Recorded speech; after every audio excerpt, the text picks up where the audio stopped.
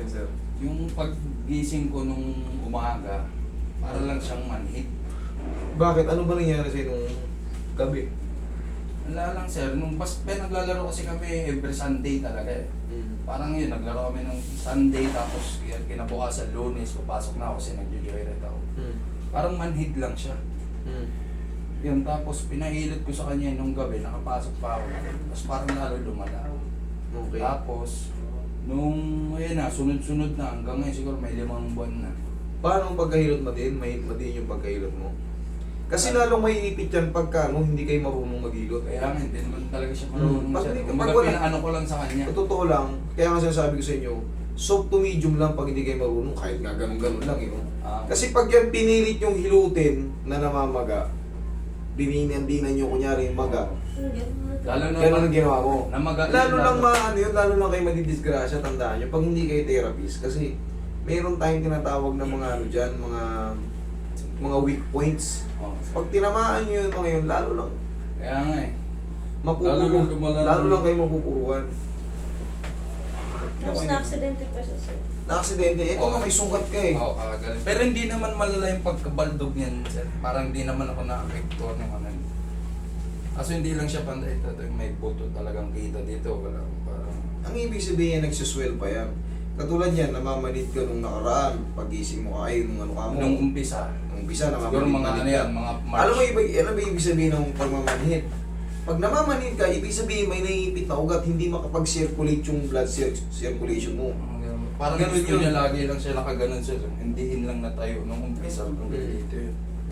Namamanhid ka. Oo, pinahilot ko sa kanya. Yun. Nagkanda dire-diretso na. Yan, magiging aral na yan sa atin.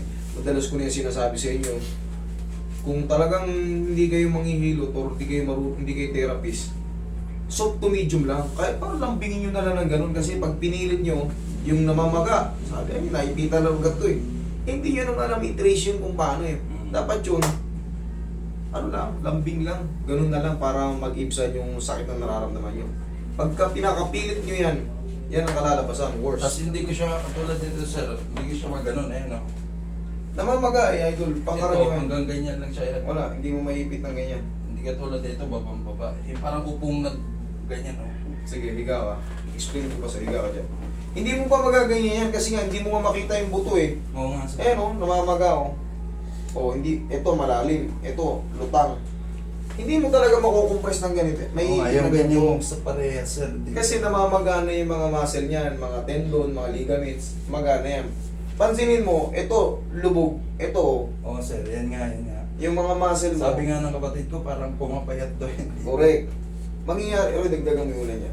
Mangyayari talaga yan, alam mo kung bakit? Stress yung mga stress yung mga tendon mo. Oo, sir. Pag stress yung mga tendon mo, yung muscle hindi magde-develop. Pero normal na, makakabalik naman yan. Makakabalik naman yan. Pero, siyempre, tutulungan kita kung paano ka mag-exercise para makabalik yan. Or bike ka mo, bike pangkaraniwan. Nakatalon naman yan sir, pero yung takbo talaga yung full sprint na dati kong takbuhan, hindi ko na magawa. Wala, ipit to sa loob. Namamaga, makapal yung tuhod mo. Tsaka nadagdagan pa yan, huwag mo sasabihin hindi nakadagdag. Okay. Imposible namang nasugat ka dyan na halos gahangin eh. Tumama yan. Oo sir. Tumama yan. Kahit wala kang sira sa tuhod, kung talagang natuhod mo yung simento, sasakit at sasakit yan. Imposible. Ito, malaking sugat. Imposible naman. Nantay ko nga yung gumaling kasi nga pupunta na nga ako sa inyo noon eh, no? Sabi ko. Napuruhan ka sa tuhod. Ito, maaring bumaba pa yan eh. Nayanig pa ng konti. Siyempre, may maga sa loob. Makakadagdag yun sa pumamaga sa loob. Tama nga yung sabi mo sir, parang pumapayat nga siya, sabi ko. Oo. Pero, Sabi ko nga rin, ba't ganun laki? tingnan mo, tigasan mo yan. Tigasan mo to. Okay? Oh, ito, laki oh. Orkang-orka. Tingnan mo to. Tingnan mo kung makaka-orka. Wala. Wala yung cuts. Ito may cuts oh. Yan oh. Hanggang dito pa yung cuts. Ayan, laki. Yan, may cuts dito. Tingnan mo dito. Oh, lupay-pay. Ayun nga sir, napapansin ko yung 5 months na yun. Sabi ko, ba't ganun? Oh, Parang lupay-pay. umaano na yung ano ko. Sa laki ng legs mo. Pero wala yun. Ang ibig sabihin wala yun. Pangkaraniwan yan sa may mga problem sa tuhod. Yan, pag gaganyan masakit sir. Ganyan yan ko. Ayan, yan, dyan. Pwede yung marker. Pagka may problem kayo sa tuhod, automatic stress yung tendon nyo. Pag na-stress yung tendon nyo, yung muscle nyo, doon nakakapit yung muscle sa tendon. Hindi magde-develop. Linipis yan. Yan. Yan. Ang sakit? Oo. Ulit ha. Oo, Sige. kita mo. Dito. Wala. Maliit. Naman.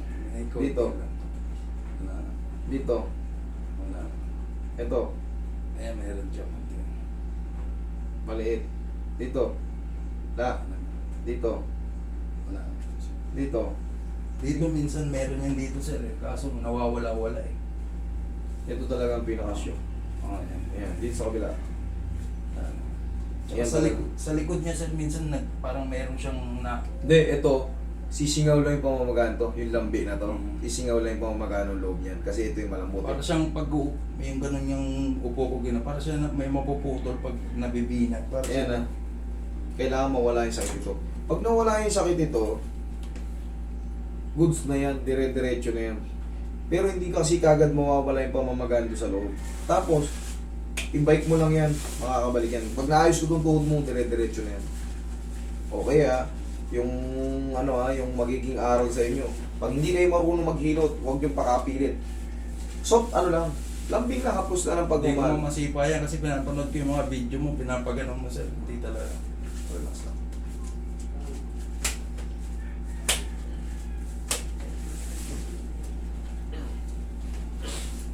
Naramdaman mo yung tumunog?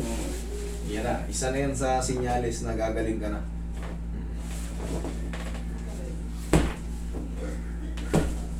Isa yun sa sinyalis na gagaling ka na. Hihina na yan. Mapipirat ko na yan. Tapos, Wala. Ginaganon, hindi naman sakit. yung masakit ako, binaldug ko pa eh. Kita mo? Tingin konting oil bro. Para... Hindi mo pa ito mapiperfect kung may gaganyan, pero kumbaga mararamdaman mo ba? Iba na. Tapos pahinga mo lang to ng mga 2 araw. Pag after ng 2 to 3 days, kapahinga ka na. Mag-bike-bike ka naman ngayon para makarecover to. Ang laki nang naubos oh. Oo nga sir. Ayan.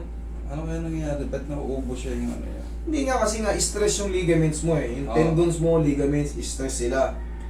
Eh, saan ba nakakapit yung muscle? Sa tendon. Hindi magdi-develop yan kahit anong gawin. Kahit anong gawin mong puwersa. Ayan oh. Yan pinakapuno ng ngayon. Pag ano niya. Parang ito. Kita mo yung sundan mo lang yung yun. Kaya nga eh. Sundan mo lang yung quadricep muscle mo. Yan, puno niyan. Oh. Ngayon, pagka hihilutin niyo yan sila, mga muscle, haplos lang ng pagmamahal. Yan okay yan, nadidinan siya pero hindi masakit. Eh, hinilot daw ni madam. Sige, ito. Oo, ganun. Kala nyo makakatulong yan. Lalo kayo malumpo. Yung kinabukasan nun, sir, dun lalo, hindi na ako makatayo. Kaya lalo. Yan, ang baon yan. Nararamdaman mo, din yan. Oh. Oh. Wala. Okay? Oh. Ano nga?